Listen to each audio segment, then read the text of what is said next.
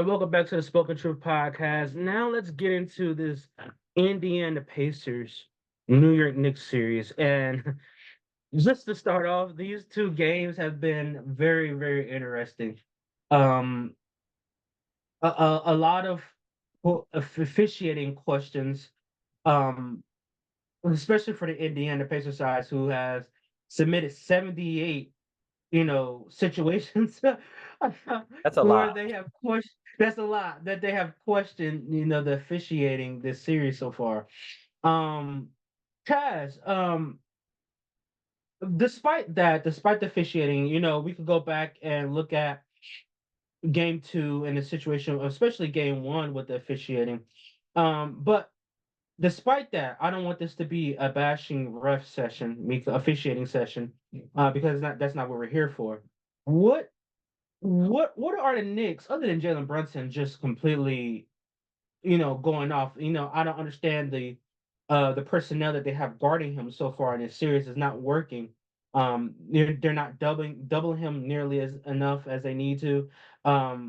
They're when he has the ball, and he's releasing the ball to another, one of his teammates. That's when the work begins. It's almost like a Steph Curry type level. Now he's not as running around the court as Steph, because Steph is constantly moving, but he's also dangerous when he doesn't have the ball. So I don't know why would you slack on your defensive end, on the defensive side, when he doesn't have the ball. Not enough traps, that's in my opinion that's happening with the Indiana Pacers. We all know Indiana's not really a good defensive team anyways. Their goal is to outscore you. So, is there any way they can win this series, with Jalen Brunson being able to explode the way he's been exploding the last two games? I don't think if he keeps up this pace, they'll be able to win the series. I mean, we saw him leave for basically an entire quarter in game two, and the Pacers were able to take advantage of that, but they still lost in the long run. He was able to come back, make some clutch plays down the stretch, and they ended up winning that. I'm right there with you that obviously he's a lot different than Curry, but um, he's not the type of player that, he handles the ball a lot more than most guys, but Yeah. it's very dangerous when he gives it up. He doesn't stand around like others, and wait for it to get back to him. He'll go make a play off the ball. And the Knicks are playing so well together right now that they'll find him on cuts, or he'll be a decoy on a back cut, and it'll open things up for DiVincenzo or Josh Hart or OG Anunoby. And They're actually, playing out of their mind, yeah, all 3 even in guys terms of have been great. Yeah, and when all 4 of those guys are playing well, and then you got a guy like Hartenstein, kinda holding down the interior, they're a really difficult team to beat, and I don't think the Pacers can beat them when they're all playing well. I will say tonight, though, OG Anunoby is out, and it yeah. sounds like he may miss game 4 as well, so that kinda opens the door for the Pacers get back into this series?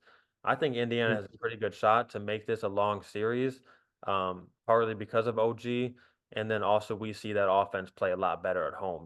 They're 3-0 in the playoffs at home. They get them at home tonight. They're up 9-4 right now. I think the Pacers win game 3 tonight. And then kind of similar to what I said in the Cavs Celtics series, game 4 is going to tell us a lot. I think the Mm. Pacers actually have a pretty good shot to have this go 2-2 back to New York, though. Mm. Is there any is there any scenario where Indiana wins this series, barring, catastrophic injuries or anything to the New York Knicks? Do you think the Knicks playing at this level can Indiana beat them? Because if you look at it, if you go down there, like look at both their rosters, if you go man for man, I actually think Indiana has a slightly better team. Pascal Siakam, Turner, and you got, obviously, the man that they have there, the guy that they have there. As far as their team, I think they're slightly better as far as the personnel on their team.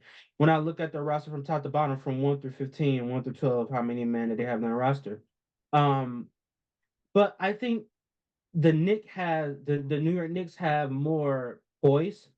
I think they have more, especially the three Villanova guys, who have played together. But I don't think as far as from a roster standpoint, that it's not overwhelmingly the New York Knicks. If you're going to say the Knicks have a better roster, it's not by much.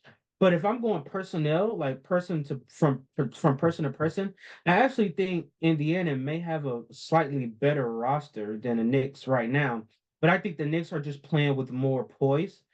You could tell. I mean, I'm not going to say they want it more, but you could tell something is brewing in New York. And it's something special that's going on with that, with that team and with that fan base. New Yorkers are crazy. And so from your perspective, if hypothetically, if Indiana goes back and ties this 2-2, and it becomes a best of three, how do you see that playing out? I would still say that the Knicks probably close it out, maybe in 6, potentially in 7, depending on OG Anunoby's injury status. I think we both picked the Knicks in 6, I believe, before the series Yeah. started, and I still feel Mhm. pretty confident with that. And if they steal one in Indiana, maybe we could see this end in 5 back in New York. Yeah. I will say that I think you're spot on about the Knicks having more poise down the stretch. I mean, we saw game 1 and game 2 were close throughout. And in the waning moments, I thought the Knicks just executed better. Obviously, they have a guy like Jalen Brunson, who you can Yeah. get to and trust him in those moments. And we saw that last round, and we're already seeing it in these first 2 games as well. Um, I kind of agree with your point that the Pacers may have just as good of a roster, if not slightly better. I mean, you have guys like Aaron Nesmith, Andrew Nemhard, Obi Toppin. Those are all pretty, good Mhm. contributors. Miles Turner, though, you mentioned him quickly. I think he's a guy that they really rely on. Game 1, I think he had 23, and then game 2, only 6, I believe. So they need a Yeah. guy like him to have, between 15 and 20 points because you expect Siakam and Halliburton to do their thing, but you kind of need Turner to be that third guy. I think Nemhard and Neesmith have been good. I even think TJ McConnell has been good off the bench. Obi Toppin has been very good off the bench. You need Miles Turner to be right there with them, though.